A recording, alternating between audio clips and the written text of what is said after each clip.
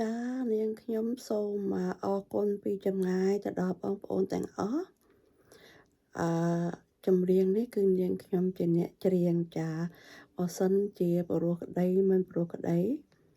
សូមបងប្អូនទាំងអស់មេត្តាអភ័យទោសផងចាអរគុណខ្ញុំនឹងជួបបងប្អូនតាមរយៈវីដេអូផ្សេងទៀតចាជម្រាបលាបងប្អូនសុខសប្បាយទាំងអស់គ្នាចា